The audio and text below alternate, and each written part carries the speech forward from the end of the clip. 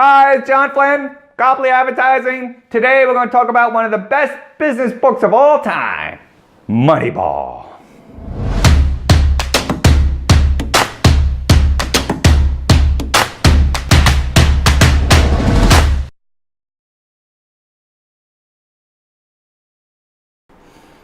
Moneyball by Mike Lewis. Mike Lewis, love Mike Lewis's writing, did The Big Short, Liar's Poker back in the day. Oh yes, old school. Did a movie about The Big Short and also did a movie about Moneyball. Why is Moneyball such an important business book? Well, it's about Billy Beane, general manager of the Oakland A's, still general manager of the Oakland A's, and how Billy Beane has a budget of about $4 and the Yankees have a budget of about $200 million. A little discrepancy. So it's very hard to get players to play in Oakland because Oakland also is a horrible place. It's cold. Nobody likes Oakland. So, you know, Billy Beane's got a lot of problems against him. So, what's Billy Beane do? Well, he's scrounging around and he's going from town to town. He's trying to find talent, and he goes to Cleveland Indians and he finds this young guy just out of Yale. And in the movie, he says a composite character, but his real name is Paul DePonste. I'm saying it wrong. Paul DePonste. Just call him Paul. Finds Paul and actually brings him over to Oakland. I think it might have been a trade. He had to phone a player, but I'm not sure. Because Paul has a system, right? He analyzes players on statistics and also in the human factor of the players as opposed to the talent scouts of the day who kind of like just saw the player, used their, you know, wealth of information they gathered and kind of like said, well, he's good because he reminds me of the swing of that guy, which, you know, is not to be too discounted. You know, let's not discount that a lot, you know, but it's not necessarily the only way to go. So anyway, he, you know, took Paul in and then, you know, they made this statistical analysis of all the players, and Paul showed how, you know, certain things like walks were just as equal as hits, because who cares how you get to first base, right? It's just, as long as you get to first base, that's the key, you know? So, and stealing was bad. Stealing, the advantages of stealing were horrendous, so don't steal. Don't steal second base. Get on first base, you know, things like that. Kevin Youkilis, he found, who became Boston Red Sox. Why? He walked all the time. His average didn't reflect that, but he did. So they had to come up with different statistical columns and tracking to credit Youkilis with getting on base percentage, and things like that. These are brand new statistics they brought into baseball. So they brought all these players together, and you know, they lost a lot of players the year before in free agency. So you know, they were like a farm system for the Yankees at one point.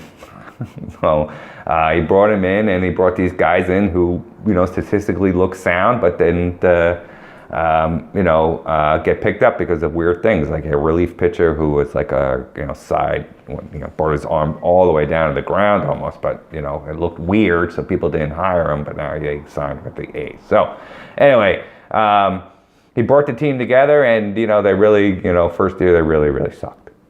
The first half of the season they sucked.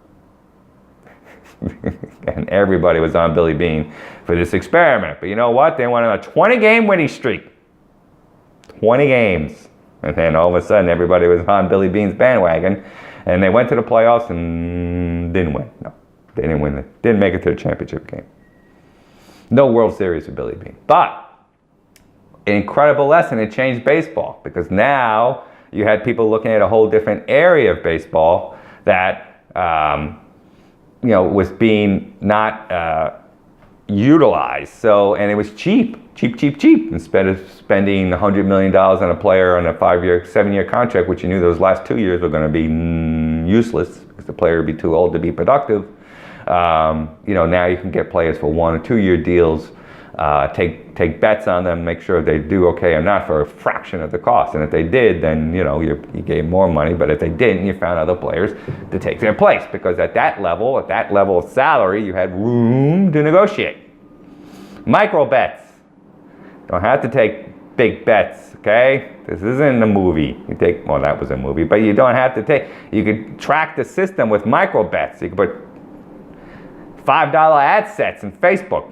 You could do, I do ad sets in mobile, right? 10 ad sets per geolocation, right? Do bets, you know, it's like $10. I know what's going on, right? You just bet. And that's the way you do it. And that's the way we extrapolate this stuff to the business world. So, what are the negatives of all this? Well, Paul went to the Dodgers and got fired. It wasn't a direct correlation. What Paul did in the sense of going to another team and implementing it. So did that mean the model's wrong? No, but the model needed to be mixed. I mean, you still needed the old guys with a cigar, like to have a, but you know, there's no secret formula. There's no like, okay, if we do 60, 40, 40, 60, you have to, like, you know, keep in mind the, you know, the way the winds change and each team's different, each player's different. So you have to keep that in mind. And players have to have good years. You know, I mean, Zito had a great year for the A's that year. So it's like, you know, it's a lot has to do with the players. You can't lock the players out of this conversation. So it's like, you know, they have to perform. Billy Beane never won a World Series. Still there, never won a World Series. And actually changed his model. So he didn't become loyal to his model and actually changed the model, spent some money on some players that didn't work out and stuff like that. So, you know, adapt or die was, you know, the movie's, you know, great line. But, you know, also you have to be careful you know, where you go with it. So, you know, then the next generation of Billy Beanes, the Theo Epsteins, who took the Red Sox to their first World Series and took the Cubs to their World Series, is, you know, automatically a Hall of Famer at, you know, whatever he is, 40. You know, so I mean, those guys, they took it to the next level. The Astros tore down their whole team, threw it in the garbage, and like restructured it, and they're doing really well. Kansas City Royals also, same situation, and they're doing okay. So, you know, that's what teams, you got to sacrifice those first 2 years, right? You got to, you know, I talk about this all the time with people. It's like, you know, sometimes you got to start from scratch, right? You know, that way you got no allegiances to the old bad models, right? And, you know, you go in and, you know, I talked to this person the other day, and they had a great model, but it was like, you know, my humble suggestions, what do I know, right? So, you know, so you got to raise your prices, you know, that's, you know, you got like, you know, 20 things on the menu, you should have like 3, you know, and then put all the services underneath it, but, you know, charge rates. But what happened was that company and that person was used to live in a very lavish lifestyle, at least in my eyes, you know, $70,000, $80,000 cars, big vacation, big house, and da da da da. Well, it's hard to do that when you got, you know, that's a 2-year cut, you know. You're gonna do that, you're gonna lose money for the first year. You know, if you're charging like $600 an hour and you want to charge, then go up to $800 an hour, which is more market, then you're gonna lose customers. You're going to go through a 6 months, 8 month dry period, right? You got to reposition yourself in the marketplace right now. So it's like, you know, you have to compete against a whole nother level of competitors. So it's like going to take your time to do it. But in the long run, it'd be worth it, because then you're in a whole new space to grow, as opposed to being in a small space and hitting the ceiling, right? You're in a new space and the ceiling's way up there, okay? So anyway, back to Moneyball. So many lessons to learn in Moneyball. Right? You gotta, you know, keep the model fluid, but, you know, you also have to be careful, you know, and stay true to yourself and where you are, right? But you gotta take risks and chances, but, you know, unlike in movies, you know, which, you know, are usually horrible examples of what you should be doing, you could do, you know, changes that aren't that expensive, right? But if you're investing hundreds of millions of dollars or something, you got a problem. I would be very careful. I'd rather be small and fast. Small and fast. That's what I want to be. Small and fast. No reason to be big anymore. You can be small and fast. You're smarter, you're faster, and you get to places, and if there's no gold there, you leave. And the time the cruise ship gets there 4 years later, they're like, oh, there's no gold here. Well, I picked up gold 4 or 5 islands down the road. It's going to take you 2 years to get to where I am.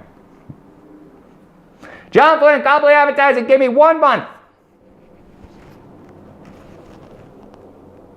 1 month of my mobile marketing campaign, and I'll